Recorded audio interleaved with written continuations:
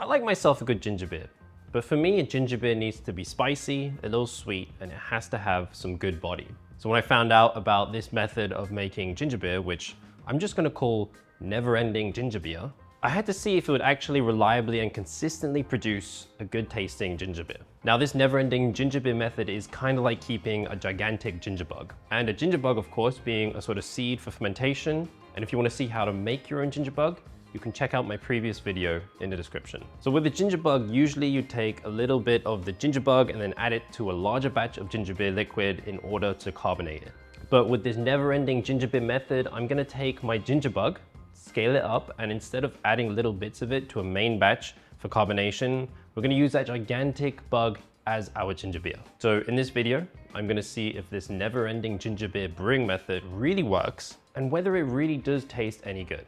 I dusted off my ginger bug starter, which I actually made sometime in 2025 and stored it in the fridge for a few months, completely untouched. In the past, I've kept ginger bugs like this in the fridge, added some fresh water and some sugar, and they've sprung right back up to life and made some pretty good ginger bug sodas.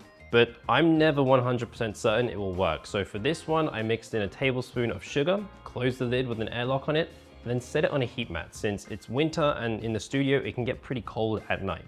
And just like always, my ginger bug sprang to life again and started producing bubbles. So now knowing that my ginger bug is fit for use, I can go ahead and start making my never-ending ginger beer.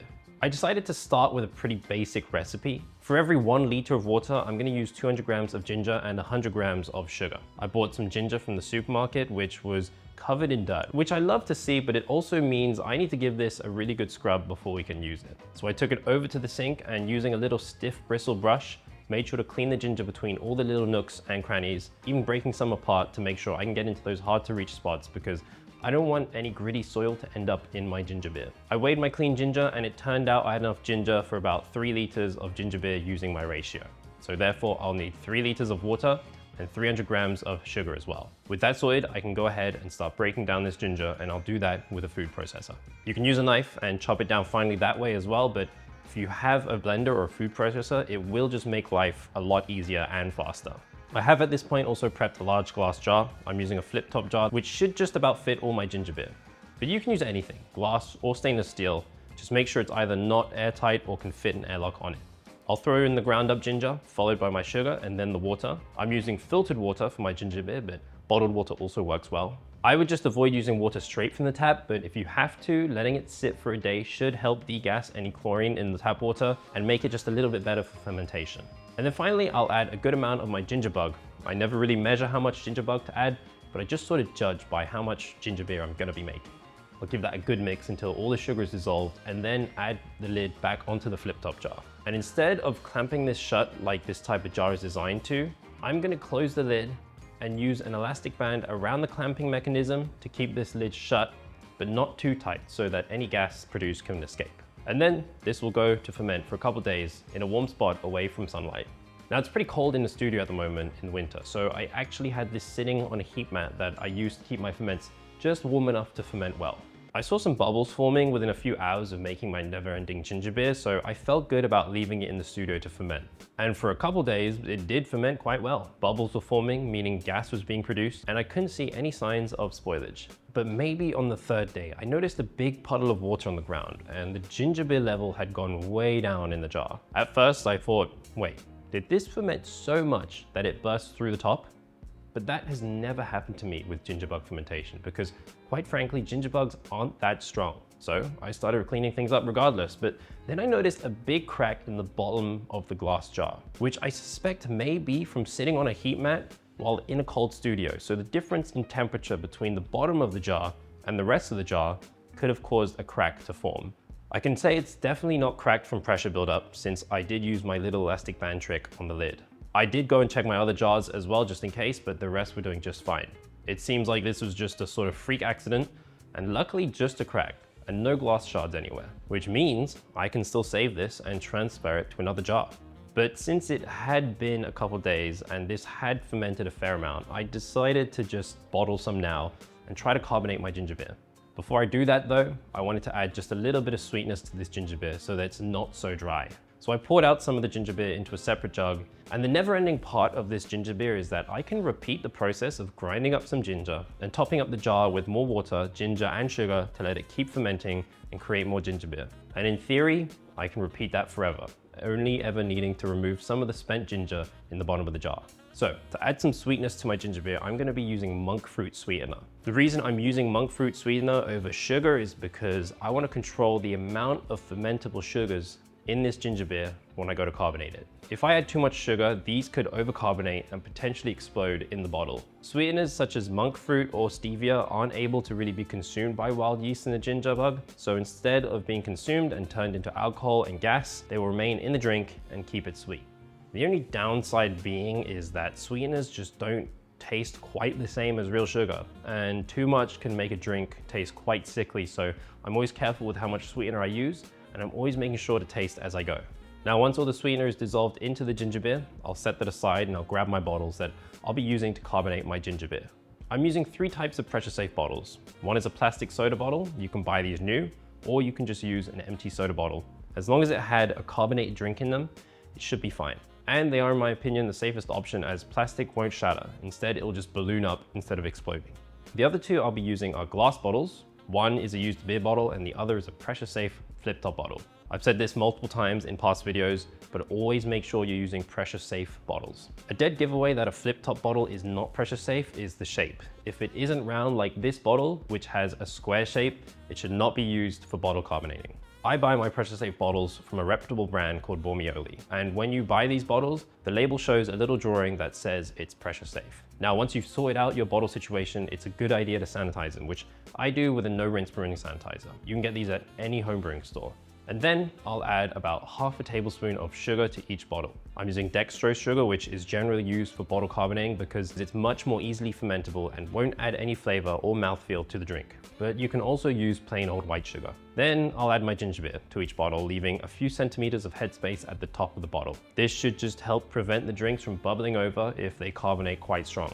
Then I'll close up each bottle. Flip top bottle can simply clamp shut. The plastic bottle will screw shut with its plastic cap, but for the beer bottle, I have a beer capper, which I'll use to clamp a new cap down onto the beer. This beer capper is one of the best things I've bought as it allows me to use any old glass, soda or beer bottle for drinks. I'll give each bottle a quick shake up to dissolve the rest of the dextrose in the bottom of the bottle, and then I'll set them somewhere warm for a couple days to bottle carbonate. Now it's wintertime here while filming this, so I'm waiting a couple days for these to carbonate. But if you're doing this in the summer and it's quite warm, you should be a little extra wary and maybe only let these sit for a day or 2 at most before transferring them to the fridge to get completely cold before opening. So I have my 3 ginger beers that have been sitting on the counter for about 2 or 3 days.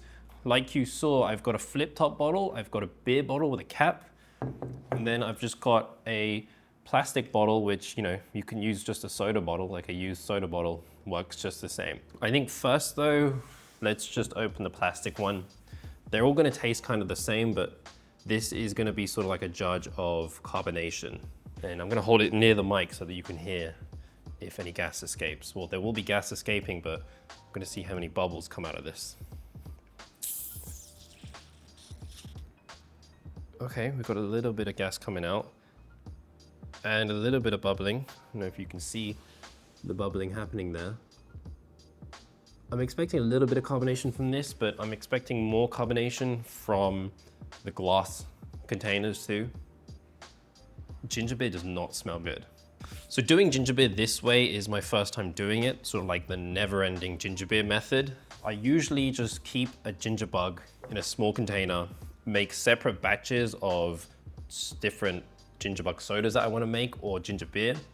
I've always found ginger beer is actually the hardest one to make taste really good because you need quite a lot of sugar to make it taste like anything in the stores. What happens when you add that much sugar to something like this is you end up giving that ginger bug and the bacteria and the yeast enough food to basically turn this kind of alcoholic and also produce a lot of gas. So you'll end up with something that kind of tastes like wine or beer and will also probably overpressurize, overcarbonate, and create bottle bombs. So ginger beer has always been something that I've kind of like struggled to get something that I'm really proud to, put out there as like the ultimate ginger beer recipe. This is very much me trying this out. I'm not 100% confidence this will be an amazing ginger beer recipe because, you know, I've had a little taste of it, but you know what? It's easy.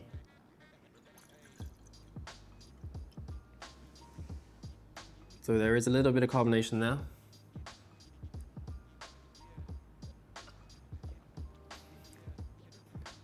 It's very light, not very spicy at all. I wish it was a bit more spicier. The ginger, because it's only diced, I think the ginger doesn't really come out very much. It kind of just has more of just like a fermented flavor over just a ginger flavor. The carbonation on that is kind of like a flat soda. So next up, we'll do the flip top bottle. I did, out of pure curiosity, after like the first day, kind of open this a little bit to see how much carbonation, and I did let out a bit of gas, and then I quickly closed it, and put it back. But I'm hoping in the extra day or two that it's been sitting there, it's recarbonated or like produced a lot more gas. So let's open this up. So quite a bit of gas came out and popped out there, but not seeing much bubbling coming out of the drink.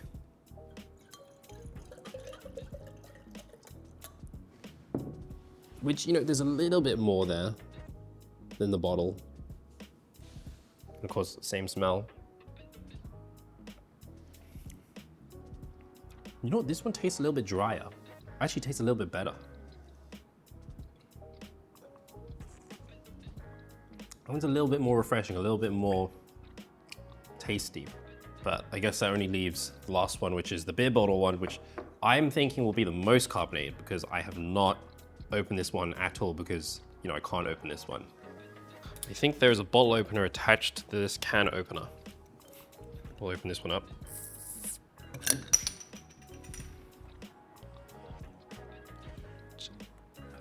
Again, I was expecting more from this one, but I guess not. A bit of gas came out, so a little bit of gas was produced. It could just be because of the weather. And a bit of bubbling coming out there. Again, that one tastes just like the flip top bottle one. Dry, a little bit better than the plastic one. I don't know, is it because it's plastic? Is it because it's glass? Who knows, but the never-ending ginger beer method is tough because you don't really get a super satisfying ginger beer with body. You get like a really light ginger water, and it tastes like ginger water. It just tastes like water that's had ginger sitting in it for a couple days, I guess. It's not amazing, but you know, if you want something that's light and gingery, this is your thing if you want to get that bacteria in you too. Although what might be good is to use tea instead of water just to add a bit more body and tannins to it. And I was considering that, so maybe I'll do that one as well. You know, I have just the littlest amount of hibiscus tea.